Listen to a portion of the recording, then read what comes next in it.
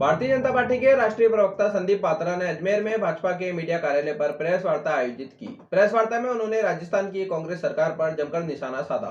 साथ ही उन्होंने भारतीय जनता पार्टी के प्रधानमंत्री द्वारा चलाई जा रही योजनाओं के बारे में मीडिया को जानकारी दी। इस मौके पर भारतीय जनता पार्टी के शहर अध्यक्ष रमेश सोनी सहित भाजपा के कई पदाधिकारी व कार्यकर्ता मौजूद रहे। आज राजस्थान की पावन भूमि में मैं हूँ। पिंक सिटी जयपुर से होते हुए वहाँ प्रेस को संबोधित करते हुए जैसा अभी कहा गया, हम सबके आदरणीय पृथ्वीराज चौहान जी महाराज जी की पवित्र भूमि में आना हुआ है, ब्रह्मा जी की नगरी में आना हुआ है। मैं पुष्कर के ब्रह्मा जी को कोटि कोटि नमन करते हुए इस प्रेस वार्ता को आरंभ करता हूँ।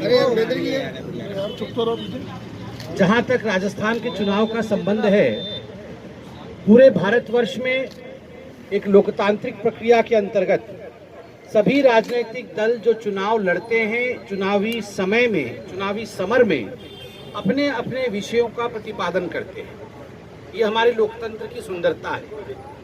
मगर मुझे बड़े दुख के साथ कहना पड़ रहा है कि हर राज्य के जो अपने अपने विषय होते हैं, ठीक उसी प्रकार जिस प्रकार राजस्थान का जब विषय उठता है तो मुख्यतः जो विषय उठते हैं वो चुभने वाले विषय उठते हैं। राजस्थान कोई साधारण स्थान नहीं, यह वीरों की भूमि है, यह शहीदों की भूमि है, यह ऐसे राजा महाराजाओं की भूमि है जिसने भारतवर्ष के लिए अपने खून को बहाया है, जिन्होंने महिला स्वाभिमान के लिए अपने आप को न्यौछावर कर दिया है। वैसी भूमि राजस्थान है। जब ऐसी भूमि में कांग्रेस शासन के समय पूरे भारतवर्ष में महिलाओं पे हो रहे अत्याचार का विषय उठता है तो स्वाभाविक रूप से मन में एक जलन होती है, मन को तकलीफ होता है। और मैं तो उड़ीसा का हूँ, जगन्नाथ प्रदेश का हूँ। मैं ये अच्छे तरह से समझ सकता हूँ कि राजस्थान के प्रत्येक व्यक्ति को किस प्रकार का अनुभव हो रहा होगा जब राजस्थान महिलाओं के उत्पीड़न में कांग्रेस शासन काल में नंबर 1 है। इस प्रकार की चर्चा होती होगी कि 2 लाख से अधिक FIR आज राजस्थान में महिला उत्पीड़न को लेकर रजिस्टर किए गए। 35,000 रेप के केसेस हुए, जिनमें 15,000 ऐसे हैं जो नाबालिग लड़कियों के साथ दुष्कर्म किया गया। और आज जब मैं यहाँ सुबह पहुँचा तो कल रात लाडनू, नागौर के लाडनू में जो रेप हुआ है 15 वर्ष की बालिका के साथ, तो दुष्कर्म हुआ है, जो गैंगरेप हुआ है, और उसके बाद भी FIR नहीं करने की साजिश। बाद में शुक्र है कि कुछ लोगों ने इस विषय को बड़े जोर से उठाया तो FIR हुआ है। यह विषय भी मेरे कान में पड़ा है। मैं इस पर भी अपील करता हूं कि मीडिया जोर शोर से इस विषय को आगे बढ़ाए। और हमारे मैनिफेस्टो में बड़े स्पष्ट रूप से हमने लिखा है कि भारतीय जनता पार्टी की सरकार, जो कि प्रचंड बहुमत से आने वाली है, जब वो आएगी तो उत्तर प्रदेश के तर्ज पर एंटी रोमियो स्क्वाड महिलाओं की सुरक्षा के लिए तत्पर रहेगी। बंधुगण, इतना ही नहीं, मुझे यह भी बताया गया है कि यह वो संभाग है, अजमेर संभाग, जहां पेपर लीक जो युवकों को लेकर एक बहुत बड़ा मुद्दा है। 19 पेपर लीक हुए हैं परीक्षाओं के, उनके 2 दफ्तर इसी संभाग में। तो स्वाभाविक रूप से इस संभाग में युवकों के लिए अगर सबसे महत्वपूर्ण विषय कोई है तो वह पेपर लीक का है। आप सोच के देखिए, लगभग 70,000 युवक आज पूरे राजस्थान में इस पेपर लीक के कारण पीड़ित है। लगभग 400 करोड़ रुपया का फीस इन पेपरों के लिए इकट्ठा किया गया था। और आज चेयरमैन, जो बोर्ड के चेयरमैन थे माध्यमिक शिक्षा बोर्ड के, वो भी फरार हुए थे, उन पर भी मुकदमा चला। इस तरह का करप्शन, इस प्रकार का भ्रष्टाचार आज राजस्थान के शिक्षा बोर्ड में चल रहा है।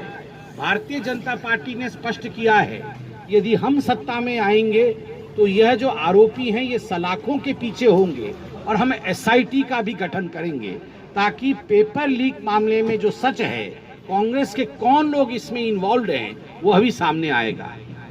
मगर इन सब से इतर कुछ विषय बहुत महत्वपूर्ण है, और वो विषय है अपीजमेंट पॉलिटिक्स का, तुष्टिकरण का। और खास करके जब मैं अजमेर में बैठा हूँ, जब मैं ब्रह्मा जी की भूमि पर बैठा हूँ, तो तुष्टीकरण का अपना एक बहुत महत्व यहाँ रहता है, क्योंकि मुझे थोड़े दिन पहले बताया गया है कि यहाँ पर अजमेर 92 का जो कांड हुआ था, अजमेर 92 अपने आप में एक बहुत बड़ा इमोटिव, एक बहुत बड़ा संवेदनशील इशू है।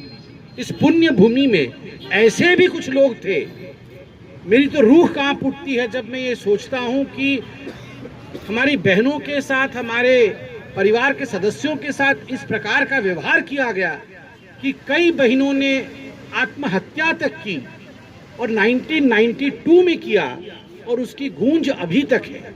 आप सोचिए किस प्रकार का जघन्य कांड होगा, ये जो ब्लैकमेल कांड होगा, ये किस प्रकार का जघन्य कांड होगा। और अब जब कांग्रेस का कैंडिडेट अजमेर शरीफ दरगाह में जियारत करने जाते हैं और उसी आरोपी के साथ जाते हैं, तो मुझे तो ये सोचना भी मेरे लिए बहुत ही तकलीफ देह है। मुझे पता नहीं अजमेर की जो बहनें ये देख रही होंगी, अजमेर की माताएं जो ये न्यूज़ देख रही होंगी, जब ये जियारत हो रहा होगा और आरोपी कांग्रेस के कैंडिडेट के बगल में खड़ा होगा, तो उनके जहन में, उनके मन में किस प्रकार के जज्बे होंगे, किस प्रकार का विषय होगा, क्या उफान मार रहा होगा, मैं वो भली भांति समझ सकता हूँ। और मुझे लगता है ये वक्त आ गया है जब अजमेर के प्रत्येक माँ को, अजमेर की प्रत्येक बहन को इसका बदला लोकतांत्रिक तरीके से बटन दबा करके लेना ही चाहिए। आप कभी भी वैसे व्यक्ति को वोट मत दीजिए, या वैसे व्यक्ति के साथ खड़े मत होइए जिसके कारण कई सौ महिलाओं ने, कई सौ बहनों ने आत्महत्या किया हो। ये जघन्य पाप है।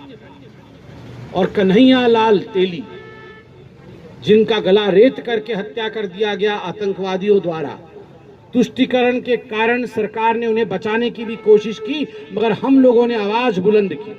जब कन्हैया लाल तेली के हत्या के खिलाफ यहाँ आवाज बुलंद किया गया, जब यहाँ जन समर्थन में रैली निकाली गई कि हम एक होंगे और कन्हैया लाल तेली और उनके परिवार के लोगों को न्याय दिलाएंगे, उस समय मुझे दुख के साथ कहना पड़ रहा है जो आज कांग्रेस के कैंडिडेट हैं, उनके प्रत्याशी है, वो नदारत थे।